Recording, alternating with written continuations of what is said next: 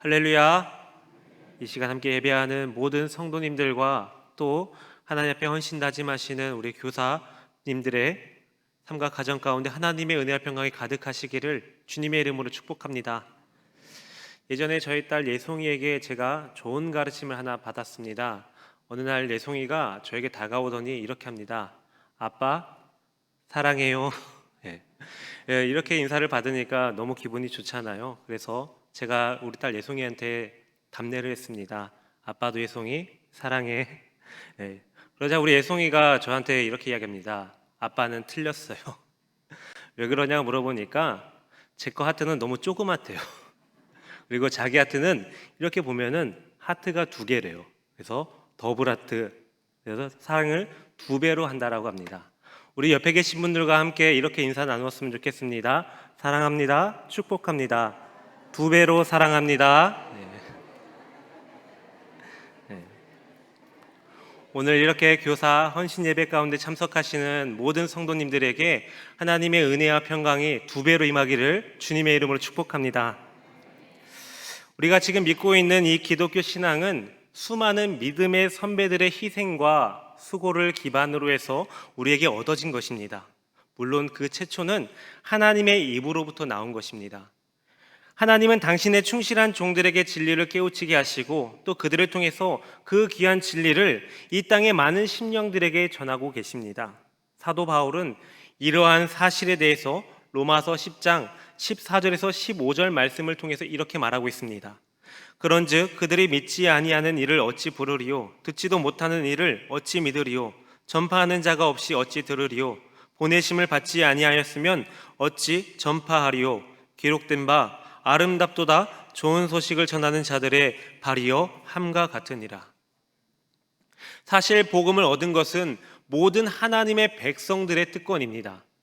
그와 더불어서 그 받은 진리를 다른 사람들에게 전하는 일은 하나님의 백성들의 의무입니다. 성도가 그 특권만을 알고 이 의무를 게을리게 하게 될 때 이 땅 가운데에서는 하나님의 나라를 이루어가기가 참으로 어렵습니다. 이 복음의 진리가 충성스러운 성도들에게 전해지게 되고 또 충성된 그들이 열심으로 다른 사람들에게 그 진리를 가르칠 때 교회는 더욱 힘을 얻게 되는 것 되시고 하나님의 나라는 더 크게 확장되어져 가는 것입니다. 여러분, 시간이 흐름에 따라서 주의 백성들은 늙어서 사라질 수밖에 없습니다. 그러나 주님께 맡기신 이 복음을 가르치고 전파하라는 이 귀한 사명은 결코 멈추어서는 안 되는 것입니다. 우리 성도들은 하늘의 횃불을 꺼뜨리지 않고 오고 오는 다음 세대들에게 계속해서 이 온전히 전해야만 하는 그러한 사명을 맡은 자들입니다. 사도 바울은 이러한 헌신적인 일꾼들을 가리켜서 한마디로 충성된 사람들이다 라고 부르고 있습니다. 이러한 자들은 예수 그리스도 때부터 오늘날에 이르기까지 그 복음의 사명을 멈추지 않고 달려온 자들입니다. 이들은 신뢰할 만하고 무엇이든 맡길 만한 참으로 믿음직한 사람들입니다. 오직 예수님께 그 마음을 두고 예수님께서 분부하신 이 증인으로서의 사명을 완수해 나아가는 그러한 자들입니다. 이러한 자들을 오늘날 우리들은 우리들의 다음 세대들을 말씀으로 양육하고 가르치는 교사라고 부를 수 있습니다. 2000년 전 십자가에서 인간의 죄를 대속해서 죽으시고 다시 사신 예수님의 그 복음의 메시지를 교회는 이러한 교사들을 통해서 다음 세대들에게 계속해서 전해지고 있는 것입니다. 오늘 우리는 사도 바울이 디모데에게 전하는 이 권면의 말씀을 통해서 우리 다음 세대인 우리 아이들을 양육하며 나아갈 때 복음을 맡은 우리 교사들로서 어떠한 자세로 임하며 나아가야 되는지 함께 말씀을 통해서 나눠보겠습니다. 먼저 첫 번째로 교사는 그리스도 예수 안에서 강해야 합니다. 1절 말씀을 보시면 사도 바울이 디모데에게 내 아들아 그러므로 너는 그리스도 예수 안에 있는 은혜 가운데서 강하고 라고 말씀합니다. 사도 바울이 디모데에게 강해지라고 말씀하고 있는 이유는 디모데가 비록 어려서부터 믿음 생활을 잘해왔고 믿음이 신실했음에도 불구하고 그의 성격이나 육체적으로 연약했다는 점을 알 수가 있습니다. 여기서 강하다라는 말은 누군가에게로부터 권능을 부여받다, 활력을 불어넣었다라는 그런 뜻을 갖고 있습니다. 그런데 이러한 강함의 원천이 디모데 자신에게 있는 것이 아니라 외부에게 있으므로 이 디모데는 단지 이 힘의 자신을 맡기라는 것입니다. 여기서 강함의 원천으로서 외부에서 주어지는 힘은 바로 예수 그리스도를 가리키고 있습니다. 사도 바울이 디모데에게 이렇게 강하라고 권면할 수 있는 것은 자신에게 권능을 부여해 주시고 활력을 불어넣으신 예수 그리스도께서 디모데에게 역시 능하게 하실 것이라는 사실을 믿고 있기 때문입니다. 여러분, 우리들 또한 마찬가지입니다. 우리 중에 어떤 사람이 완벽한 자가 있겠습니까? 개인적으로 아픔이 있고 슬픔이 있고 어려움들이 있습니다. 우리 선생님들 또한 마찬가지일 것입니다. 아이들을 가르치다가 보면은 굉장히 어려움들이 많이 처해진 상황을 나타낼 것입니다. 여러분, 교사란 무엇입니까? 사전에 의하면요, 이 교사는 일정한 자격을 가지고서 학생을 가르치는 사람을 교사라고 말하고 있습니다. 여기서 교사에게 중요한 두 가지 원칙이 있습니다. 먼저 첫 번째로는 가르칠 만한 자격이 필요하다라는 것입니다. 그리고 두 번째로는 자신에게 가르침을 받을 학생이 필요합니다. 이러한 사람을 우리는 교사다라고 말할 수 있습니다. 그렇다면 교회 학교 교사는 과연 누구를 나타내는 것입니까? 일반적인 이 세상에서 학생들을 가르치는 이 교사 선생님들처럼 석박사 이 라이센스가 있는 사람들입니까? 아니면 자신이 갖고 있는 어떤 특별한 능력으로 인해서 그런 능력을 발휘하는 자들을 말하고 있습니까? 교회 학교 교사는 예수 그리스도를 주로 고백하고 따르는 그러한 성도들이 다음 세대들에게 예수 그리스도를 주로 고백할 수 있도록 섬기고 양육하는 사람들입니다. 다른 어떠한 능력도 아니라 오직 예수 그리스도의 능력으로 다음 세대들에게 예수 그리스도를 주로 고백할 수 있도록 섬기고 양육하는 그러한 자들입니다. 다른 어떠한 능력도 아닌 오직 예수님의 능력으로 나아가는 자들입니다. 이러한 교학교 선생님들은 오직 예수 그리스도의 능력으로 힘입었기 때문에 우리들이 상상할 수 없는 수많은 역량으로 우리 아이들을 양육해 나아가는 겁니다. 우리나라 보통 학생들이 학교에서 머무는 시간은 초등학생이 대략 6시간 정도 된다고 합니다. 중학생은 8시간, 고등학생은 12시간 정도 된다고 합니다. 이것을 한 주로 계산을 하면 초등학생은 30시간이 됩니다. 그리고 중학생은 40시간입니다. 그리고 고등학생은 60시간이 됩니다. 그런데 우리 교회 학교는 어떻습니까? 일주일 168시간 중 단 1시간만을 교회에서 보내게 됩니다. 각 부서별로 예배를 마치고 선생님들의 아이들과 마주할 수 있는 유일한 시간이 이 공과 시간인데 대략 15분 정도 됩니다. 그렇다고 해서 이 시간을 우리 선생님들이 모두 다 활용할 수 있습니까? 그렇지도 않습니다.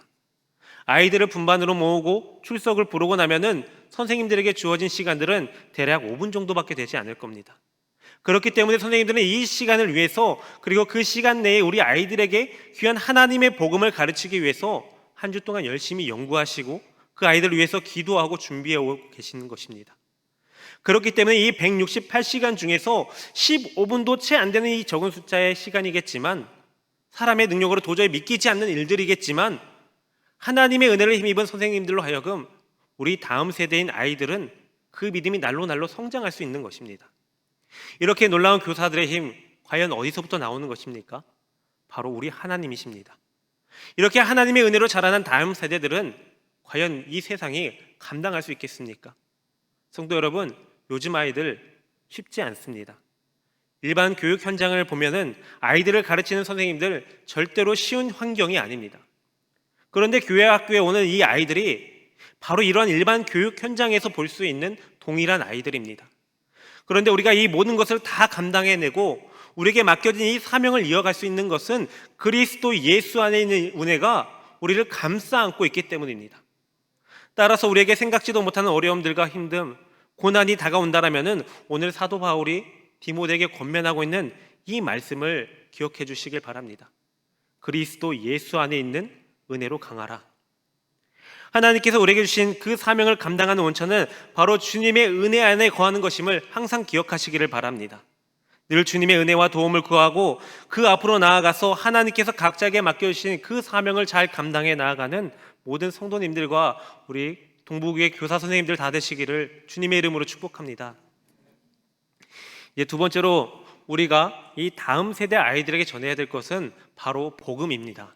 2절 말씀을 보시면 사도 바울은 디모데에게 또 내가 많은 증인 앞에서 내게 들은 바를 충성된 사람들에게 부탁하라 라고 말씀하고 있습니다. 여러분, 여기서 디모데가 많은 증인들 앞에서 사도 바울에게 들었던 것은 무엇이겠습니까? 그것은 바로 예수 그리스도께서 우리를 위해서 십자가에서 죽으시고 다시 살아나셨다라는 복음 메시지입니다. 사도 바울은 이러한 복음의 메시지, 많은 증인들 앞에서 선포했던 진리의 하나님의 말씀을 다음 세대 아이들에게 가르치기를 부탁하고 있는 것입니다. 우리 선생님들이 다음 세대 아이들에게 가르쳐야 될 것이 바로 이 복음입니다. 세상의 지식과 세상에 원하는 그 방법들이 아니라 오직 하나님의 말씀, 살아있는 이 복음의 메시지를 우리 아이들에게 가르쳐야 되는 것입니다. 세상은 우리 아이들에게 1등을 요구합니다. 어떻게 해서든 무엇을 해서든 수단과 방법을 가리지 말고 1등을 하라고 가르치고 있습니다. 1등이 아닌 2등은 이 세상에서 존재의 가치가 없다라고 가르치고 있습니다. 그러나 하나님의 나라는 그렇지 않습니다. 연약하고 부족한 자들이 하나님의 은혜에 힘입어서 서로 돕고 섬기며 살아가는 곳이 바로 하나님의 나라입니다. 나의 의지로 하나님 앞에 나아갈 수 없는 죄인들이지만 예수 그리스도의 십자가의 공로에 힘입어서 겸손하게 하나님 앞에 나아갈 수 있다는 이 사실이 우리가 가르쳐야 될 복음인 것입니다. 그러므로 우리 아이들에게 우리가 해줄 수 있는 것은 다른 무엇도 아니라 오직 주님이 우리에게 주신 말씀, 주님이 우리에게 허락하신 이 복음의 메시지를 계승해 나아가는 것입니다. 오직 주님의 복음만이 우리 아이들을 변화시킬 수 있는 것이고 우리 아이들은 이 힘든 세상 가운데서 이겨낼 수 있는 힘이 될 수 있다는 것입니다. 제가 예전에 어느 청소년 사역자와 함께 이야기를 나눈 적이 있었습니다. 그분께서 경험했던 이야기를 저에게 나누어 주셨는데 이름만 대면은 아는 굉장히 유명한 프랜차이즈 입시학원의 딸에 대한 이야기를 해주셨습니다. 이 아이는요, 외모도 굉장히 예뻤고요, 성적 또한 좋았다고 합니다. 부모님이 전국에 뿌려져 있는 굉장히 유명한 프랜차이즈 학원 원장이니까 집 또한 굉장히 부유한 가정이었습니다. 요즘 아이들 말로 하자면 인싸 중에 인싸였습니다. 그런데 이 아이가 어떠한 계기였는지 모르겠지만 왕따를 당하고 맙니다. 굉장히 힘들었습니다. 그래서 도움을 요청하고자 아빠를 찾아갑니다. 그런데 아빠가 그 이야기를 듣더니 지갑에서 수표 10만 원짜리 5장을 꺼내주면서 그 자리를 떠나게 됩니다. 이 아이는 아빠에게 위로를 받고 싶었습니다. 그런데 이 아빠가 돈으로 해결하는 듯한 그러한 제스처를 보이니까 충격이 되어서 자신은 이 세상을 살아갈 자신이 없었다고 합니다. 그래서 자살을 하기로 마음을 먹었습니다. 그런데 이 아이가 교회를 다니다 보니까 그래도 목사님 말씀이 떠올라서 내가 이 인생을 마지막으로 떠나기 전에 목사님께 전화 한 통화는 해야겠다라는 생각이 들었다고 합니다. 그 전화를 받은 목사님께서 자신을 제발 한 번만 만나달라고 애걸했고 그렇게 둘이 늦은 저녁 가운데 그 아이가 좋아하는 떡볶이를 먹으면서 함께 위로해 주었다고 합니다. 여러분, 만약 이 아이가 교회를 다니는 아이가 아니었다면 과연 이 아이의 생을 마감하기 전에 목사님께 전화를 할 수 있었겠습니까? 주님이 그 아이를 지키고 계셨기 때문에 그 어렵고 힘든 순간 가운데 목사님을 떠오르게 하셨고 목사님을 만남으로 인해서 이 아이가 다시 살아갈 힘과 능력을 얻을 수 있었던 겁니다. 성도 여러분, 복음만이 우리 아이들을 살릴 수 있습니다. 세상에 수많은 지식과 교육 필요합니다. 그러나 그보다 더 우리들 아이들에게 필요하고 중요한 것은 하나님을 아는 복음입니다. 이 복음이 없다라면, 이 복음이 아이들에게 심겨져 있지 않다라면 세상의 수많은 지식과 교육은 그다지 중요하지 않는 것입니다. 그런데 요즘 한국 교회를 보고 있으면 세상 문화에 휩쓸려서 그렇게 흘러가는 경우를 많이 보게 됩니다. 세상의 문화를 통해서 복음으로 인도하는 것 매우 중요합니다. 그런데 이 세상의 문화만 남아있고 복음이 없다라면 과연 그 교회는 교회로서의 기능을 감당하고 있는 것입니까? 부디 우리 다음 세대 아이들에게 다른 그 어떤 지식과 경험보다 오직 하나님의 말씀, 하나님이 우리에게 주시는 그 복음으로 잘 양육해서 하나님이 주시는 풍성한 은혜로 우리 다음 세대 아이들이 훌륭한 하나님의 일꾼으로 성장시켜 나아가는 모든 성도 여러분들과 우리 선생님들 다 되시기를 주님의 이름으로 축복합니다. 사랑하는 성도 여러분, 그리고 오늘 주님 앞에 헌신 다짐하시는 선생님 여러분, 우리 다음 세대에게 계속해서 복음이 끊어지지 않게 전해야만 하는데 이 복음이 어떻게 전해지느냐? 오늘 본문 말씀 2절 후반부를 보시면 사도 바울은 디모데에게 이렇게 말을 합니다. 내게 들은 바를 충성된 사람들에게 부탁하라. 그들이 또 다른 사람들을 가르칠 수 있으리라. 여러분, 새 번역 성경은 이렇게 번역하고 있습니다. 그대가 많은 증인을 통하여 나에게 들은 것을 믿음직한 사람들에게 전수하십시오. 그리하면 그들이 다른 사람들을 또한 가르칠 수 있을 것입니다. 사도 바울이 디모데에게 가르쳤고 디모데는 그가 배운 것을 다른 성도들에게 가르쳐서 그들로 하여금 또 다른 사람들을 가르치도록 부탁하고 있습니다. 그런데 디모데가 부탁할 수 있는 사람은 믿음직한 사람, 충성된 사람이어야 합니다. 이는 복음 사역을 감당할 수 있는 자들의 최우선적인 자격 조건이라 할 수 있습니다. 사도 바울은 다른 편지에서도 사역자에게 요구되어지는 것은 바로 이 충성이다라고 말하고 있습니다. 왜냐하면 이 충성된 사람은 어떠한 고난 가운데서도 이 주님의 명령을 신실하게 수행할 수 있기 때문입니다. 그리고 충성된 사람은 이 복음의 진리를 자신들이 먼저 잘 배우고 나서 다른 사람들에게 잘 가르칠 수 있기 때문입니다. 우리 선생님들이 바로 이러한 사람들입니다. 바로 충성된 사람들입니다. 하나님 말씀에 항상 충성하여서 자신들이 맡은 사명을 잘 감당해 나아가는 사람들입니다.